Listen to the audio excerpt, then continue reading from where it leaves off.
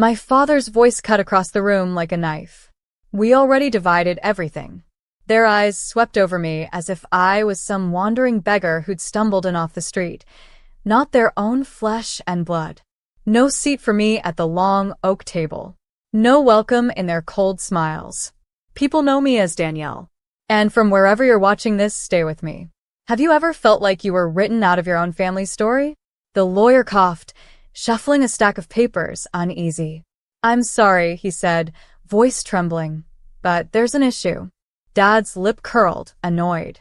What issue? The lawyer cleared his throat again, his eyes darting toward me. Her name, he stammered, pointing at me with a shaking hand, is the only one on the will.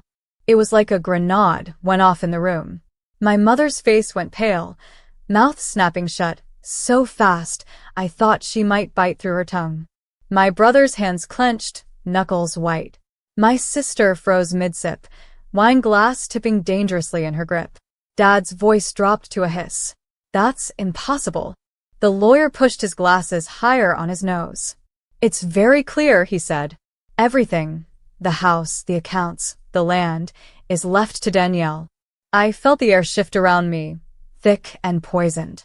For a moment, a flicker of relief rose in my chest, until I saw the way Dad looked at me, like I'd personally betrayed him just by existing. You weren't invited for a reason, he spat, eyes burning with something almost inhuman. I swallowed, steadying my voice. Why? My sister slammed her glass down, red splashing across white linen. You don't deserve it, Danielle, she snapped. Grandpa meant to give it to us. I shook my head, my heart hammering so hard I thought it might break through my ribs. That's not what he wrote, I said. That's not what he wanted. Dad stood, hands trembling, barely holding back rage. You're making a mistake coming here, he growled. But I wasn't backing down. Not this time. I straightened my shoulders, planting my feet on the floor like roots. If they thought I was leaving empty-handed, they had another thing coming. A shiver ran down my spine as the lawyer slid the papers closer to me, eyes full of dread. And before anyone else could speak, my sister threw her napkin down and started to rise. My sister practically lunged across the table, her voice rising with a shrill panic that made the chandelier tremble. You can't just show up after everything, she shouted, eyes wild. You think you're owed this? I stayed perfectly still, letting her words wash over me like stale rain. It's not about what I'm owed, I told her, voice even. It's about what Grandpa decided. She let out a harsh laugh. Grandpa was senile, Danielle. He didn't know what he was signing. The lawyer flinched. That's not correct, he stammered. I met with him personally many times. His mind was sound. My mother's icy voice sliced through the chaos. You shouldn't even be here, she hissed. We made sure you wouldn't find out about the reading. I blinked, feeling the poison of those words settle in my bones. You hid it from me? Dad didn't flinch. Of course we did, he said. You're a disappointment. You always were. Something in my chest burned, then went cold. And you thought stealing my inheritance would fix that? He slammed a hand against the table so hard the wine glasses rattled. You don't deserve that money. I looked at the papers the lawyer had laid out, my name printed clearly, undeniable. I do, I said quietly, because Grandpa knew the truth. Tom, my brother, finally spoke up, voice dripping with disgust. You really think you can just take the house? The land? After we took care of everything while you ran away? My jaw tightened. I didn't run, I snapped. I escaped. His face flushed crimson, like I'd slapped him. You'll regret this. I stood, gathering the papers into my bag with shaking hands. No, I said, steady now. For once, I won't. My sister pounded the table again, splintering the wood. You're going to destroy this family, Danielle. I felt something twist behind my ribs, regret, maybe. But then I remembered every night they locked me out, every day they turned their backs, every moment they reminded me I was less. Maybe this family needs to be destroyed, I whispered. The lawyer cleared his throat, afraid to meet anyone's eyes. Danielle, you need to sign to confirm acceptance. I nodded, pen in hand, a weight lifting off me as the ink touched the paper. And just as I drew the final curve of my name, Dad's voice came crashing back. Put the pen down, Dad barked, the words landing like a gunshot. His voice was shaking, with rage, with fear, maybe with the final realization that he couldn't control me anymore. I set the pen down anyway, slowly, deliberately, then looked him dead in the eye. Why? I asked. So you can steal it? His jaw clenched, a muscle ticking in his cheek. You don't understand what you're doing, he spat. My sister shoved her chair back so violently it nearly toppled. Danielle, think about what you're doing, she pleaded. If you take this money, you ruin everything. I raised an eyebrow. Everything you built on a lie? She hesitated, her face twisting. We deserve it more than you, she choked. We stayed. We obeyed. You left. I let out a bitter laugh. I survived. I corrected her. That's different. Mom slammed her napkin on the table, her voice dropping to a low, poisonous hiss. Don't you dare talk about surviving. You wouldn't even have a roof if it wasn't for us. I stared at her, my pulse steady as a war drum. That roof had holes you never bothered to fix. I shot back. Don't pretend you saved me. The lawyer shifted in his chair, clearly wishing he could melt through the floor. Legally, the will is final, he stammered. I have to file it today. Tom growled. If you do, you're siding with her. The lawyer swallowed hard. I'm just doing my job. Dad stood up, towering over the table. If you walk out of here with those papers, he said, voice shaking, you will never set foot in this family again. My throat tightened, the old wound of being unloved threatening to reopen. But then I remembered Grandpa's letter, his scrawled words telling me I was the only one who ever saw him. I already lost this family, I said, each word measured. I don't need to lose myself, too. Tom's chair crashed to the floor as he lunged toward me, eyes wild. But the lawyer jumped between us, voice trembling. Don't, he warned. You'll regret it. Tom froze, breathing hard, his fists clenched. I picked up the signed document and folded it carefully, the paper warm against my skin like a living heartbeat. No one was taking this away from me, not again. Just as I turned for the door, Mom's voice cracked behind me. Mom's voice ripped through me, sharp as broken glass. I turned, hand on the doorknob, heart thundering against my ribs. She stood there trembling, mascara smudged, clinging to the table like it was the only thing keeping her upright. If you do this, she rasped, you will destroy this family. I let the weight of her words sink in, then shook my head. No, Mom, I said, voice quiet but ironclad. You destroyed it the day you decided I wasn't part of it. Her face crumpled, rage and grief dancing together. We raised you, she cried. We fed you, clothed you. How can you turn your back on us? My throat burned with the memory of cold dinners alone, birthdays forgotten, tears wiped away in silence. You raised me to survive you, I told her, steady. And now I'm finally free. Tom stalked forward, still seething. You're nothing without us, he snarled. No one will stand with you once they see what you've done. I squared my shoulders, breathing through the sting. I'd rather stand alone than be your puppet, I fired back. The lawyer tried to cut the tension, his voice barely more than a squeak. Danielle, if you want me to file this, I'll escort you to the courthouse myself, he offered. My sister let out a strangled sob. Please, she begged, don't take everything. We'll have nothing. I swallowed the guilt like a bitter pill. I had nothing for years, I reminded her. And none of you cared. Mom stepped forward again, her hand shaking as she reached for mine. Danielle, sweetheart, you don't understand. I pulled away. No, I interrupted. You don't understand. You raised me in your shadows and called it love.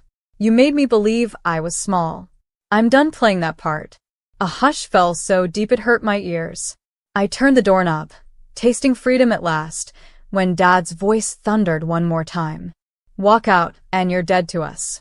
I paused, let the ache settle, then turned back with a calm that surprised even me. "Then consider me reborn," I said, stepping through the doorway without looking back. As the door clicked shut behind me, I heard a crash inside, like the past finally breaking. The courthouse steps burned beneath my feet, sunlight glaring off the white stone as I gripped the file folder so tight my knuckles ached. Each step felt like shedding 1,000 pounds of shame. The lawyer walked next to me, trying to keep up, breathing hard. "You okay?" he asked, cautious. I nodded, though a tremor ran through me. "I will be," I said, voice steadier than I felt. We stepped inside, the blast of cold air making me shiver. It smelled like stale coffee and paperwork and a strange kind of hope. As we reached the clerk's window, my phone vibrated again and again in my pocket. I didn't have to look to know it was them, Tom, Mom, Dad. I ignored it. The clerk, a tired woman in thick glasses, glanced up. "What can I help you with?" My throat went dry, but I managed. "I need to file this will." The lawyer gave her the paperwork, hands steady now. "Everything is correct. All signatures are final." The clerk flipped through the pages, scanning, then nodded. "Looks clean," she confirmed. "It will be processed today." A breath whooshed from my lungs, relief, terror, all tangled together. The lawyer turned to me, offering a small, reassuring smile. "You did it," he said. "It's yours." Yours. That word sank into my bones, so unfamiliar it almost hurt. Mine. My future. My freedom. For a second, a wave of sadness crashed through me. I could still hear my mother's voice, that poison sweetness, trying to pull me back. I could see my sister's tears. But then I remembered the way they'd left me out, the years of closed doors and cold shoulders, and I knew this was the only path left. The lawyer handed me a receipt, stamped and sealed. "Congratulations, Danielle," he said. "Your grandfather would be proud." I smiled, tears finally spilling down my cheeks, unstoppable. "Thank you," I whispered. Outside, the wind felt cleaner somehow, brushing against my skin like a blessing. As I stepped down those courthouse stairs, a text lit up on my phone from Tom. "You'll regret this." I wiped my face, heart pounding, and typed back only 2 words. "Watch me." And with that, I walked toward a future that was finally mine, leaving their poison behind for good. The ride back to the house felt like a dream I'd never dared to have, the world outside passing in colors so bright they almost hurt. My hands rested on the folder in my lap, the lawyer's stamped receipt still tucked inside. Every mile away from them felt like peeling off another layer of suffocation. As I pulled into the driveway of my house, the house they had tried to erase me from, I saw the front steps, the same cracked tiles Grandpa used to complain about, and I felt something shift in my chest. Home. I stepped out, keys trembling in my hand, breathing in the quiet. No yelling, no shame, no heavy air, just a silence, so wide it felt like forgiveness. I unlocked the door, stepping inside. The place was exactly how I remembered it. The faint smell of old wood, the framed photos on the hall table, the echo of memories that had never quite been mine to keep. Until now. I walked through each room slowly, letting the truth sink into my bones. "This is yours, Danielle. No one can take it away." My phone buzzed again. I hesitated, then looked. A voicemail from Mom. I pressed play, her voice breaking, almost unrecognizable. "Danielle, please. Think about what you're doing. You're tearing the family apart. We can still fix this. Call me." I closed my eyes, letting the guilt stab at me one last time, then letting it go. There was no fixing what they'd already broken. I wandered into the kitchen, laying my folder on the counter, fingers brushing the grainy wood of the cabinets. I could still see Grandpa making tea there, humming off-key. For the first time in years, my shoulders relaxed. No one was coming to lock me out. No one was coming to tell me I wasn't welcome. No one was coming to decide my worth. I poured myself a glass of water, and as I stood there, the house seemed to breathe with me, a living, forgiving thing. Maybe this was the first day of my real life. Outside, the sun dipped behind the trees, casting long golden shadows across the porch. And somewhere in that silence, I let myself believe I could be happy here. That night, the house felt impossibly quiet, the kind of silence that stings your ears when you've lived with chaos too long. I moved from room to room, checking every corner like a soldier on patrol, as if they might come bursting through the door to steal it back. But no one came. In Grandpa's old bedroom, I found the small oak box he used to keep on his dresser. My hands trembled as I opened it, half expecting to find it empty. But there it was, a faded family photo.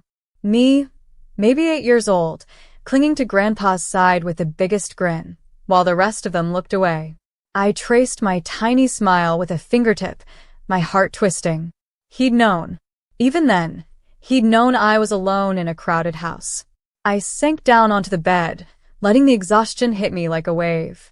The clock ticked on the nightstand, steady and calm, not screaming, not accusing, just letting time pass. My phone buzzed again. Another message from Tom. Come back. We can make a deal. I laughed, a sound so sharp it surprised me. A deal? After they tried to erase me? After they'd left me starving for love for years? I typed back with hands that no longer shook. No deals. No more. Then I turned off the phone completely, letting the silence wrap around me like a warm blanket. Outside, the wind rattled the old shutters, but the house stood strong, refusing to fall. So would I. I closed my eyes and let myself dream, really dream, for the first time in years, about painting the porch, planting flowers out front, cooking a meal that didn't taste like pity. Tomorrow, I would go through the documents again, call the bank, change every lock, make this place safe, truly mine. No one would ever take it away. And for the first time, I realized I wasn't afraid of what came next. I was ready to build a life that no one could rewrite, no matter how many times they tried. Outside, the stars blinked through the night sky, quiet witnesses to my freedom. And in that gentle darkness, I found peace. The next morning felt like a rebirth. I woke up with the sunlight spilling through Grandpa's old curtains, warming my face in a way I'd almost forgotten. There was no shouting, no guilt dripping through the walls, just the soft creak of floorboards beneath my feet. I padded down the hallway, still half in a dream, and stepped onto the porch. The air was sharp and clean, carrying the promise of something better. My phone stayed shut off on the kitchen counter. I refused to let their poison follow me into this new day. Instead, I sat on the porch swing, looking over the yard I'd once believed I'd never see again. For a moment, I let myself remember it all. The cruel words, the cold shoulders, the quiet tears no one ever noticed. Then I let those memories go. Grandpa had trusted me with this place because he'd seen something they refused to see. My heart, my strength, my ability to build something whole out of all their brokenness. And I would honor him, not with revenge, but with peace. I'd paint these walls in colors I chose. I'd fill these rooms with laughter I could believe in. I'd sleep under this roof, knowing no one could ever push me out again. If they came back for me, I'd stand tall. If they tried to steal from me again, I'd fight. But I wouldn't let them shrink me anymore. This was my beginning. My chance to write the ending they'd never allow me to have. For the first time, I wanted to live, really live, without apology. I looked up at the sky, whispered a quiet thank you to Grandpa, and let a smile stretch across my face. This was mine. This was enough. And nothing,